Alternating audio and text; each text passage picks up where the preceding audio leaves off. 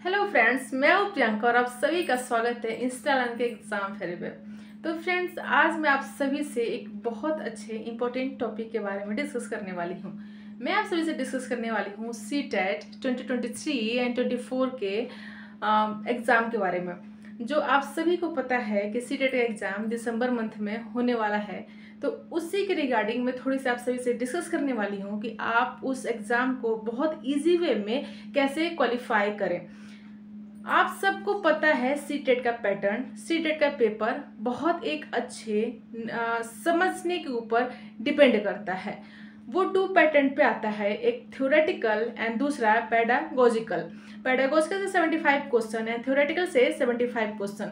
तो आप पेडागोजिकल को तभी बड़े अच्छे से कर पाएंगे जब आप मोर देन प्रैक्टिस करेंगे। और आपको प्रैक्टिस कहाँ से करना है, आपको बैक ईयर का सारा क्वेश्चन पेपर लेना है आर.के. गुप्ता की बुक से। आप उसको बहुत अच्छे से समझ के कर पाएंगे।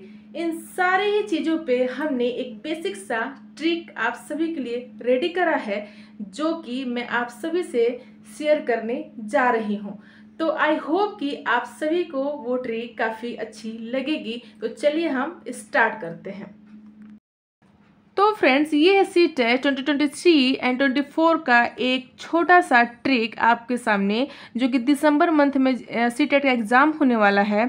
उसको क्वालिफाई करने के लिए आप सभी के पास हमने तीन बेसिक ट्रिक रखा है, एक चार्ट के माध्यम से हमने प्रेजेंट करा है, जो आप सभी को सीटेट एग्ज़ाम क्वालिफाई करने में काफ़ी हेल्प करेगा। आई होप कि आप सभी को ये वीडियो काफ़ी अच्छी लगेगी और आपको अपने एग्ज़ाम क्वालिफाई कराने में काफ़ी हेल्प करेगा। अगर आप इन सारे ट्रिक को अच्छे से समझ लेते हैं और फॉलो कर लेते हैं, तो आपको किसी भी कोचिंग की कोई ज़रूरत नहीं पड़ेगी, क्योंकि सीटेट इतना भी बड़ा कोई एग्ज़ाम नहीं है और ना ही कोई इतना बड़ा सिलेबस है जो कि सेल्फ स्टडी से ना निकले। एक कोचिंग करना और एक सेल्फ स्टडी करना, दोनों में काफ़ी फ़र्क होता है। आप जितना ज़्यादा खुद से पढ़ाई करेंगे और जितना से ज़्यादा प्रैक्टिस करेंगे, आपकी चीज़ें उतनी ही ज़्यादा क्लियर होंगी। तो फ्रेंड्स, चलिए पहला ट्रिक के बारे में आप सभी को बताती हूँ। ट्रिक 1 है, ये ट्रिक 2 है एंड ट्रिक 3 है। ट्रिक 1 की अगर हम बात करें तो ये जो सीटेट का जो टोटल क्वेश्चन आता है वो 150 नंबर का आता है पैटर्न की। तो ये आप तभी सॉल्व कर पाएंगे जब आप ज़्यादा से ज़्यादा प्रैक्टिस करेंगे।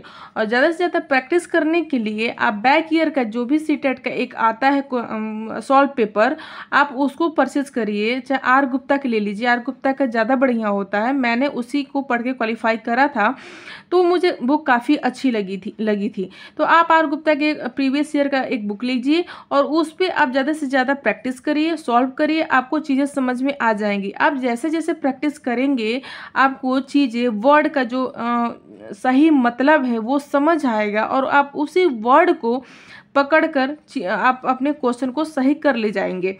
जैसे कि जो थ्योरेटिकल होता है उसके लिए तो आपको पढ़ना होगा, आपसे कोई भी बुक ले लीजिए, आप उससे कर ले जाएंगे। लेकिन जो पेडागोजिकल है उसके लिए आपको अधिक से अधिक प्रैक्टिस करना होगा। और आप यकीन मानिए फ्रेंड्स, अगर आपने सच में अच्छे से प्रैक्टिस कर लिया प्रीवियस ईयर के क्वेश्चन से, तो आपको 75 में 70 क्वेश्चन 100% मिल जाएगा, क्योंकि वो बहुत ईजी होता है और छोटे मोटे एक बेसिक ट्रिक होता है जो कि आपको समझना होता है। सिर्फ वर्ड का, शब्द का, भाषा का ही खेल होता है और कुछ भी नहीं होता है सीटेट में। अगर हम बात करें उसी भाषा का और टैग का, तो चलिए ट्रिक 2 पे चलते हैं। तो कुछ हमने टैग वर्ड लिए हुए हैं एग्जाम को समझने के लिए, क्वेश्चन को, पेडागोजिकल क्वेश्चन को समझने के लिए एक हमने टैग वर्ड लिया है, जैसे कि पॉजिटिव वर्ड्स और नेगेटिव वर्ड्स। पॉजिटिव वर्ड्स में आपके सामने हमने कुछ वर्ड्स यहाँ पर रिप्रेजेंट करा है और नेगेटिव वर्ड्स में यहाँ पे कुछ वर्ड्स है।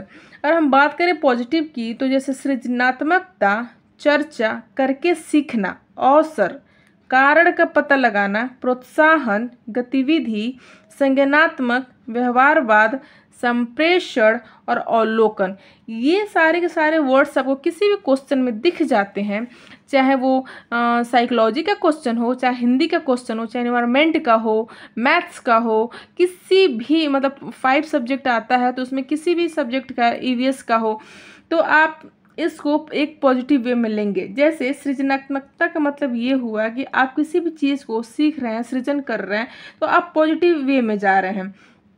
चर्चा मतलब चर्चा करके सीखना, अपने समूह में चर्चा करके सीखना, आपको सीखने के लिए अवसर प्रदान करना। आपको कोई भी चीज़ दे दिया गया, बच्चे को कोई सा भी चीज़ दे दिया गया और उसको ये बोला गया कि आप खुद ही इसको कारण का पता लगाओ, वो करना। और बच्चा कोई काम करता है तो उसको प्रोत्साहन देना, एक उसको गतिविधि के तरह पे काम करना, ये सारे के सारे ना आपका एक पॉजिटिव वर्ड है। अगर आपको कहीं भी क्वेश्चन में ये मिलता है, सारे क्वेश्चन में अगर ये सारे के सारे टैग वर्ड आपको दिख रहे हैं, तो आपका आंसर यही टैग वर्ड वाला ही सही होगा।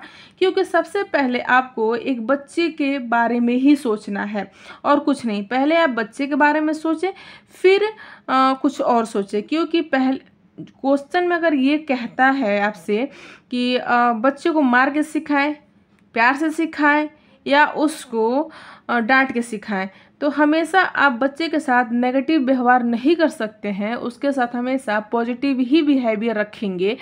तो उस सोच के हिसाब से, चाहे आप ऐसे रियल में बेसिक से मार के और डांट में समझाते हों, लेकिन जो साइकोलॉजी का क्वेश्चन है उसमें आप हमेशा वही ऑप्शन चूज करेंगे जिसमें बच्चे को कोई परेशानी भी ना हो और बच्चा उस क्वेश्चन को समझ भी जाए। तो जैसे कि ऑप्शन के ऊपर आप रख के देखेंगे कि बच्चे के हित में कौन सा पॉजिटिव वर्ड है, वही आपका हमेशा एक सही ऑप्शन होगा। अगर हम बात करें नेगेटिव टैग के बारे में, तो जैसे किसी ऑप्शन में अगर ये वर्ड आता है केवल, केवल बच्चा ही कर सकता है, तो वो बिल्कुल भी सही नहीं होगा। जैसे मात्र ही, हतोत्साहित करना, उसको निराश करना, कठोर नियम, बच्चे के लिए कठोर नियम बनाना, सजा देना, दंड देना, बच्चे को रट कर सिखाना या रटाना, व्याकरण पे ज़्यादा बल देना, याद करके सिखाना, डांटना, रटकर याद करवाना, ये सारे के सारे वर्ड एक नेगेटिव प्रेजेंट करते हैं बच्चे के लिए, चाइल्ड के लिए। तो ये सारे के सारे वर्ड्स बिल्कुल भी आपका सही नहीं होगा। ये एक नेगेटिव दिशा आपको दिखा रहा है जो कि बच्चे के हित में सही नहीं है। तो फ्रेंड्स, तो आप हमेशा उसी ऑप्शन को टिक करेंगे जो बच्चे के लिए पॉजिटिव सेंस दिखा रहा है। सबसे पहले आप अपने ऊपर लेके क्वेश्चन को नहीं देखेंगे कि हमें क्या सही लगता है बच्चे को पढ़ाने के लिए और समझाने के लिए। आप हमेशा उसी क्वेश्चन को और वर्ड को देखेंगे जो बच्चे के लिए क्या सही है। बच्चे को प्यार से समझाना है, उसको सृजनात्मकता व्यवहार देना है, उसको खेल कर सिखाना है, उसको हमेशा अवसर देना है, प्रोत्साहन करना है, उसको एक अच्छा संप्रेषण के माध्यम से सिखाना है, सामाजिकता के माध्यम से सिखाना है। हमेशा आप इसी टैग वर्ड पे ध्यान देंगे सही आंसर पे टिक लगाने के लिए। अगर क्वेश्चन में केवल आपका रॉन्ग क्वेश्चन इंडिकेट करता है, तो आप ये सारे के सारे जो भी टैग वर्ड है आप इसको विशेष ध्यान देंगे और ये हमेशा गलत ऑप्शन की तरफ आपको इंडिकेट करता है। और ये भी जितने ये सारे टैग वर्ड है ये हमेशा आपको एक पॉजिटिव आंसर की तरफ इंडिकेट करता है। तो आप हमेशा ये सारे के सारे पॉजिटिव वर्ड को ही ध्यान में रख के ऑप्शन देखिएगा और उसको सही करिएगा। ठीक है, ये तो बात हो गई ट्रिक 2 की। अब हम बात करते हैं ट्रिक 3 की। जैसे जो ऑप्शन बड़ा होगा और पॉजिटिव जवाब वाला होगा वो हमेशा ऑप्शन हमेशा सही होगा। आप उस पे ही हमेशा सही का निशान लगाएंगे। जो लॉन्ग क्वेश्चन होगा और जो पॉजिटिव जवाब की ओर संकेत करेगा हमेशा वही ऑप्शन आपका सही होगा। ठीक है, बात ये आपको समझ में आ गई कि जो ऑप्शन बड़ा एंड पॉजिटिव ऑप्शन पे जाना है और कुछ नहीं करना है। अब इसी में अगर हम बात करें बाल शिक्षण में बाल साहित्य क्या उद्देश्य है, मतलब भाषा शिक्षण में हमेशा बाल साहित्य का उद्देश्य है। हमेशा बालक के बारे में ही उसमें जानकारी दी होती है और बालक के हित में ही आपको उसके उद्देश्य, बालक का उद्देश्य क्या हो सकता है, वो क्या कर सकता है, कैसी चीज़ों को समझ सकता है, उसको ही देख के आप ऑप्शन लगाएंगे।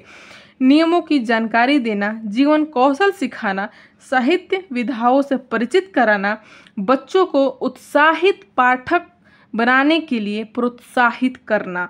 नियम जैसे आप पढ़ा रहे हैं या क्लास में कोई आपको कुछ काम करवाना है, बच्चों से होमवर्क करवाना है, तो सारे के सारे नियम को, रूल्स को पहले आप उससे बताएंगे, फिर जीवन कौशल, जिसे जीवन से रिलेटेड, व्यवहारवाद से रिलेटेड, अपने जीवन में उसको क्या कहते हैं, अपने अनुभव के तरीके से क्या होगा उससे रिलेटेड उसे सिखाएंगे, उसको उत्साहित करेंगे, उसको प्रोत्साहन देंगे कि वो जैसे कि वो अपने काम को इजीली कर पाए और सीख पाए। ऐसे करके बच्चे को आप सिखाएंगे और उससे प्रोत्साहित करेंगे। वो ये सारे के सारे प्रोत्साहित वर्ड है, उत्साहित वर्ड है, जीवन कौशल वर्ड है, ये सारे के सारे एक पॉजिटिव वर्ड है। आपको कुछ नहीं करना है, इसी सारे के सारे वर्ड्स पे, जो पॉजिटिव टैग वाले वर्ड्स है, इसी पे विशेष ध्यान देना है और आपको उसी पे आंसर सही और गलत को डिसाइड कर लेना है।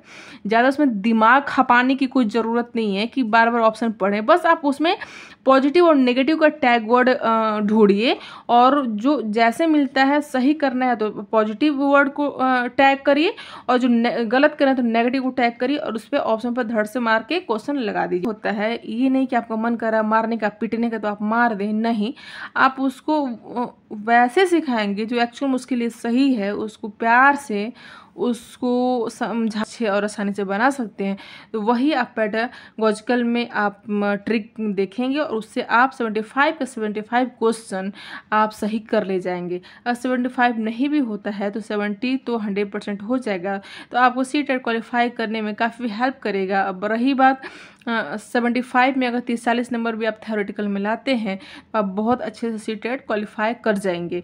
और ये आपको ना ही कोई कोचिंग लेने की ज़रूरत है और ना ही कोई टेस्ट सीरीज लेने की ज़रूरत है। CTET के लिए तो कोचिंग लेना मुझे लगता है वेस्टेज ऑफ मनी होता है। CTET इतना भी बड़ा एग्ज़ाम नहीं होता है जिससे कि आप अपने पैसे को खर्च करें। आप थोड़ा सा अपना दिमाग लगाएं, थोड़ा सा उसको प्रैक्टिस करें, अपने क्वेश्चन पैटर्न को समझें, बस आपका CTET बड़ा इजी से और अच्छे नंबर से क्लियर हो जाएगा। तो मुझे यही शेयर करना था फ्रेंड्स। आई होप कि आप सभी को ये सारे ट्रिक पसंद आए होंगे और आपको एक एक चीज़ें काफ़ी अच्छे से समझ आ गई होगी और आप चीज़ों को अच्छे से एनालिसिस कर पा रहे होंगे और बहुत बारीकियों को समझ पा रहे होंगे। मुझे लगता है कि इसमें कोचिंग का कोई बहुत ज़्यादा रोल नहीं है। आप चीज़ों को खुद से समझ के, खुद के प्रैक्टिस से बहुत अच्छा कर ले जाएंगे। तो फ्रेंड्स, मुझे थोड़ी सी अपनी नॉलेज को आप सभी से शेयर करना था, अपने एक्सपीरियंस को शेयर करना था, जो कि मैंने कर दिया। तो आप हंसते रहिए, मुस्कुराते रहिए और अच्छे से अपने स्टडी को एक अच्छे मुकाम पे ले जाइए और अपने पेपर की अच्छी सी तैयारी करिए। तो फ्रेंड्स, तब तक के लिए tata and bye bye and take care. Thank you so much.